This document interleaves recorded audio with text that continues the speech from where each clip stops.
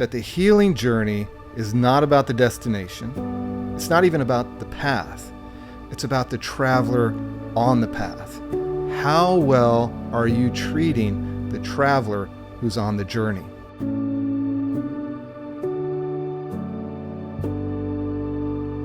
Hello everyone, and welcome to today's episode. Today we're continuing the topic of the healing journey. We're talking about 5 A's that are part of that healing journey. The first one being awakening to the fact that we need to heal. The second one is taking some type of corresponding action. The third one being addressing the root or the issues that are causing the pain in our life. The fourth one then beginning to assess our journey, like where are we at and how is the growth going. The fifth one then being acceptance. How do we accept ourselves and yet continue to move forward on the path of healing? And in today's episode, we're going to start talking about addressing the root, that third A. How do we start to address the root of our pain and really get to the source of what's happening with us? Because we're often addressing symptoms. We're trying to change symptoms, but what we really need to do is get to the root or the core of the pain and the suffering. I often like to talk about when I was drinking, that one of the things that I had to realize was I had to stop managing my drinking and start to understand what was my drinking help me manage. And so that then led me to a core root issue of pain and suffering, that the alcohol and the drinking was just simply a symptom of that. And so once I got to the core issue and began to heal that, then the drinking naturally started to fall away. Now, before we get into the rest of this episode, I want to ask a small favor of you. If you wouldn't mind, take a moment and subscribe to this channel. That's going to do 2 things. One, it's going to keep you updated on when new episodes come out. And the second thing is it's going to broaden the reach of this podcast to other people. The more subscribers we have, the more people who will hear this message about how they can heal their relationship with themselves and give themselves permission to love themselves. So let's go ahead and dive in.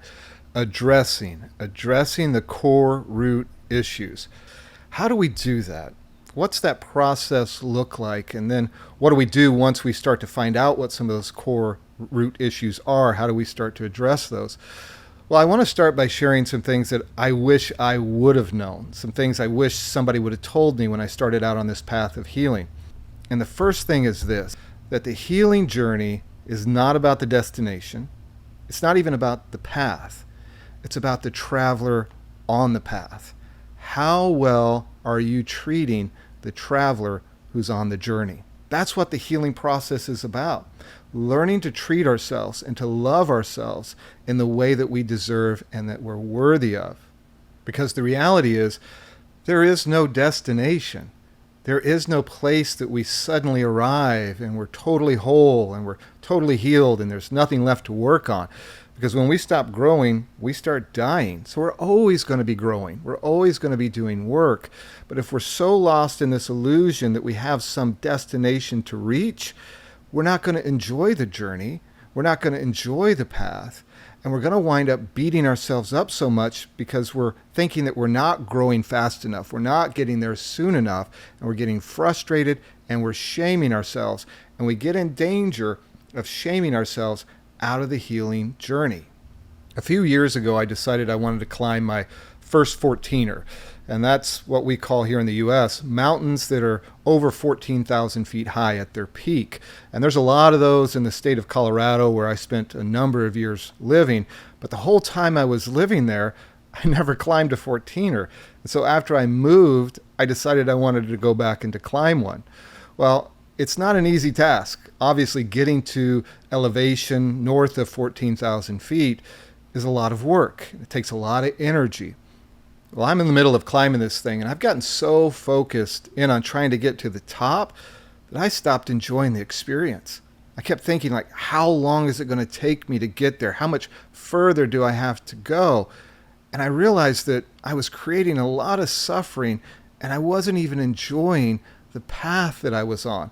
I wasn't enjoying the experience. I wasn't looking around and seeing what was happening or enjoying the beauty of the pine trees and the flowers and smelling the beauty of being in the forest.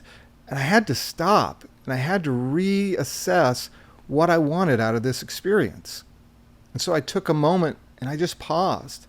And I said to myself, You're going to get to the top of that mountain one way or the other today. I'm really determined to make this happen.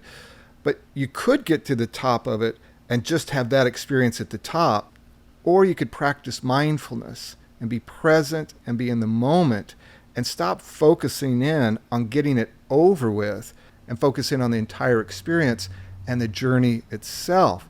And then giving myself the gift as the traveler, as the climber, of enjoying it, of enjoying the process of climbing this mountain, of enjoying the process of seeing the beauty of nature that was surrounding me, of breathing in that mountain air. All of that was lost to me in that moment because I was just thinking about getting to the top, arriving at a destination. Well, you get to the top of these mountains and you're not spending a lot of time up there. You're spending maybe 30 minutes, an hour, a couple hours, whatever that is, but it's taking you hours to get up and hours to get down. And so there's this little bit of a peak that you get to experience in climbing 14ers. Most of the time is spent going up and then coming back down. And I had to choose in that moment, was I going to allow myself to enjoy the experience? Was I going to treat the climber and the traveler in a way to where I could have this as a holistic experience and not just so focused in on the destination that I missed the majority of the experience? Well, I think that's what happens to many of us on our healing journey, is we keep thinking that we've got some destination to reach. We've got something that we need to fix about ourselves, or when will we be whole? When will we be healed? And like I said, there is no real destination. It is the journey, and it is the traveler on the path that is our concern. How well are we treating ourselves? Because once we understand that the idea of reaching a destination is something that's really hard to measure, like when am I whole? When am I fixed? When am I enough? Or whatever that story is that we have in our head about what it's going to look like to be healed, to be whole, or to address the things that are in our life, that's hard to measure. That's hard to know, and will often move the bar on ourselves, right? Once we get a certain issue solved, or we start to address certain core issues in our life, we go, well, that's great. Now what's the next thing? And so we're never really enjoying the process, and it's really hard to measure, and it's elusive because we keep moving the mark. We keep moving the goal lines, as they say. But one thing we can do on our path, one thing we can know and we can measure, how well are we treating ourselves? Are we being kind to ourselves as we're addressing the issues? There's a lot of issues that come up in addressing the wounds, the trauma, the pain, a lot. And how well are you treating yourself as those things come up? Are you being kind to yourself? Are you being gentle to yourself? Are you listening to yourself when you need to pause, when you need to take a break? Are you allowing yourself to enjoy the experiences of your life, or are you sitting in those moments that could be enjoyable, could be a moment of presence and celebration, but you're lost in your head because you're thinking like, I wish I was at this point, or I wish I still wasn't dealing with this thing.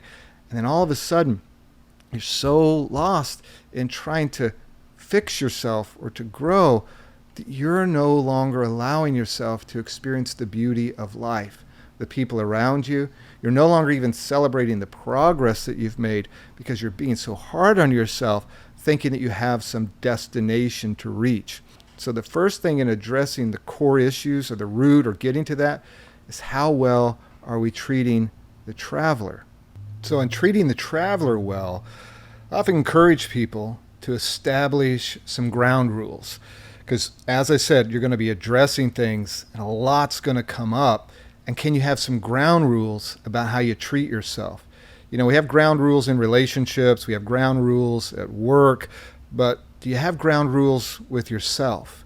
Have you established some things about how you're committed to treat yourself as you're going on this path and you're starting to deal with the things that come up? Now, your ground rules are going to be highly personalized to you, but I want to throw out some suggestions or some things that helped me that you can use or adjust or find out what your own ground rules are that you need to set with yourself. The first one, gentleness. Be gentle with yourself. And I love that word because we often talk about being kind to ourselves, and I talk about that a lot as well.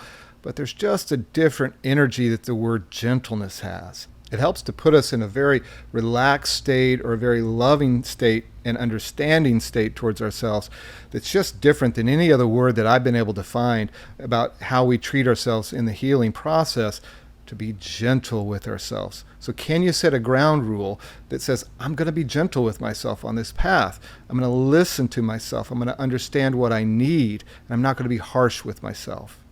Now, second ground rule you might want to establish is, can I be patient with myself? Can I be patient with the process, knowing that I'm going to take 2 steps forward, maybe 1 back, maybe 1 forward, 2 back, but I'm still making progress in that right direction, and I'm learning to love myself and treat myself in the way that I deserve. And what often happens is we get really impatient with ourselves, and we start to shame ourselves out of the process. So being patient with your journey, understanding that, man, it took years to get you where you are now, and we were really patient in tolerating our suffering. We're really good at putting up with a lot of crap from others and from ourselves and a lot of pain and just coping with it and dealing with it. But now that we're beginning to address it and the sources of it, we don't have a lot of patience with ourselves. So practicing patience as a ground rule is really important. Know that you're going to make progress and then you're going to regress. And that's a part of healing in itself, to go, I went forward, I've come back, but I'm going to accept that. And I'm going to give myself compassion when I have setbacks, and knowing that setbacks are a part of healing, because we begin to observe the fact that we had a setback. Before, you may not even realize that you had a setback, but now you're able to see it. So being patient with yourself, giving yourself the room to go at the pace that's healthy for you. Which leads me to a third point, is that you might need to give yourself a break from time to time. I wouldn't say might, you often need to give yourself a break from time to time. We feel like if we let up on the gas at all in our progress, that we're failing. It's okay to pull over at a rest stop from time to time. It's okay to sit down and go, you know what? I'm happy with the progress that I've made right now. I need to rest. I need a time out. I know for me that I was pushing myself so hard to grow, to heal, to fix myself, or whatever the story was, that I was burning myself out even in trying to heal. So giving yourself the space to take a time out, to rest, and know, listen, that issue's still going to be there tomorrow or next week when you're ready to pick it back up. But don't exhaust yourself in trying to heal or trying to address those things that are going on in your life. Give yourself the grace to say, right now, it's enough. I'll pick it back up later. I'll take the next step tomorrow or next week. That's okay. There's nothing wrong with that at all. Another ground rule is that you might want to say to yourself, listen, I'm not going to try to tackle everything at once, which you're not going to be able to tackle everything at once. It's about, can I take the next step? Can I simply take one more step forward? What does that one more step forward look like? As I was climbing that 14er, I got to a point to where I was so exhausted that I didn't know if I could make it to the top. And I was in the ascent part of getting ready to get up to the summit, and I was exhausted. I was out of breath. My legs were killing me. So I even stopped looking at the peak. I stopped looking at where I was trying to go in that moment, and I just kept my eyes down for a little while. And I said to myself, can you take the next step? Can you simply take that next step? And in my head, my response was, yes, I can take one more step. I don't know if I can take 10 more steps. I don't know if I'm going to get to the summit, but I know that right now I've got one more step in me. I can do the next step. So as a ground rule, you might just want to look at what's the next step and not get lost in where do I need to ultimately be, and not get lost once again in the destination. And you might need to take your eyes off of where you think you ultimately want to be for a while and go, can I show up for that next therapy appointment? Can I say one more kind thing to myself? Can I stop judging myself just for today? The healing journey is about just for today, and it's about, can I take the next step? The weary traveler often needs to forget about where they're going to go next and just think about, can I do another step? So if you find yourself weary, it's okay to say, can I take just one more step?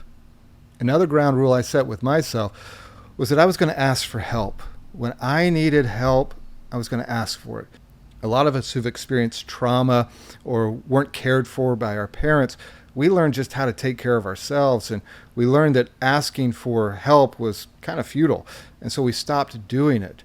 I had to set a ground rule for myself that I was going to ask for help and stop being so darn independent and stop being in a space where, man, I'm going to fix myself and I'm going to figure this out myself. That was my wiring. That was how I was trained, but I needed help. I couldn't even see what needed to be healed because I was so lost in my pain that my eyes couldn't see what I needed. I couldn't understand how to take that next step. So please, if you need help, set a ground rule for yourself that when I need help, I'm going to ask for it. And there's no shame in that. And actually, asking for help is a part of the healing journey. It in itself brings healing to you because you're starting to correct that part of yourself that says, I don't need anybody else. I can do this by myself. But you do need other people. You do need help. There are people who love you, who care about your journey. Now, if you can't find that in your immediate friend group or family group, you can go to professionals or you can go to support groups and find people who can help you, who can be a part of your journey, be a part of your story. But make that commitment to yourself that when you need help, you're going to ask for it. Remember, it's not about the path. It's not about the destination. It's about the traveler on the path. And if the traveler needs help in that moment, please allow yourself the grace to ask for it. So let me talk about another thing that I think is really important. We've established some ground rules, but we also want to talk about how we view ourselves. How do we view the traveler on this path? Well, I want to encourage you that there's not something that you need to fix about yourself. You are not fundamentally broken and flawed. You have pain, you have hurt, you have things that you need to address, but that doesn't mean there's something wrong with you. You're not broken. You are not something that needs to be fixed. It's a great book I talk about a lot, which is the book, What Happened to You? It's by Oprah Winfrey and Dr. Bruce Perry. And the premises of the book is it's not what's wrong with you, because we often ask that question, like, what's wrong with me? What's wrong with that person? The better question is what happened to you? Because treating the traveler as somebody who's fundamentally broken and flawed has a lot of hopelessness attached to it, a lot of shame to it, because the traveler is always with the traveler. The traveler can never escape the traveler. But if the traveler understands that what we're trying to address are the things that happen to us, the things that begin to layer over your authentic self. The healing journey, in my opinion, is about peeling off the layers that got placed on us through pain, through other people, through life events that made us feel like we're broken, that made us feel like we're unworthy of love, that made us feel like we're unworthy of our own love. And so the healing journey is about discovering, well, what layer needs to be removed? What lie am I not going to believe anymore? One of the things that helps me is to think about myself as a computer, and I have software. And that software is the way that I think. It's my limiting beliefs. It's the way I view myself and view the world. And trauma often disrupts that software, and it puts messages in it and encodes things in it that we need to go in and reprogram. And so the hardware itself, the computer itself, it's fine. It's the programming that's happened. And the healing journey is about doing the reprogramming. So I don't know if that helps you, but it really helps me, because it helps me to understand that as a computer, my hardware, I'm good. It's the software, it's the programming. Like when I put in X, Z comes out. I want Y to come out. How do I get my programming to allow that when X happens, Y comes out?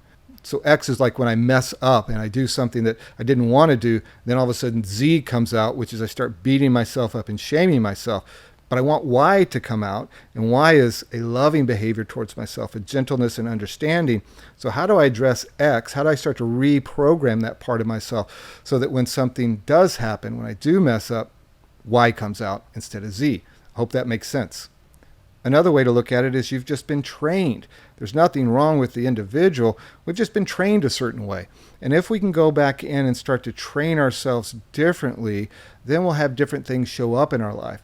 So viewing the traveler as not someone who needs to be fixed, but somebody who's worthy of understanding what are those limiting beliefs, what are those barriers that are keeping us from being and expressing our authentic self, which is love. So those are just a few thoughts that I think can help us as we begin to get on the path of addressing some of the core root issues that we want to heal, that we want to work on, because we're trying to keep the traveler on the path. Because the way that we treat the traveler is going to determine whether or not we stay on the path or we get off of it. If it becomes too hard and we're not making any progress about how we treat ourselves, we're going to give up. We're going to stop. In talking to my therapist, she said, I think one of the key things or the most important thing about therapy or the end outcome is helping people learn how to love themselves. I think that's so true because I'm with myself 24/7. And as I'm on this journey, as I'm trying to get to a certain place in my mind someday, what I'm actually trying to do is arrive at a place where I love myself and I'm kind to myself and I'm treating myself in the way that I'm worthy of. That can happen today. That can start to happen in this moment. You can begin to give yourself love right now. Can you take a moment right now and sit with yourself? And can you identify a part of yourself that you have shamed? You're on this journey. You're a traveler. Take a moment and look at yourself. How are you doing on this path of healing and growing? How are you talking to yourself as a traveler? How are you viewing yourself as a traveler? Are you talking to the traveler like, hurry up, come on, you got so much work to do, let's get there, let's figure it out. Why aren't you moving faster? Why do you still have these problems in your life? Are you viewing that traveler as somebody who's like broken and fundamentally flawed? Like, how do you see that traveler right now in your mind's eye? Just take a moment. Maybe close your eyes if you're not driving or doing something where you can close your eyes. Just take a moment and close your eyes. How do you view that traveler? Are you able to have compassion on that traveler? Can you see that traveler and what that traveler needs? Does that traveler need encouragement to say, you're doing a great job. I believe in you. You're worthy of this journey. You're worthy of healing. I'm with you in this.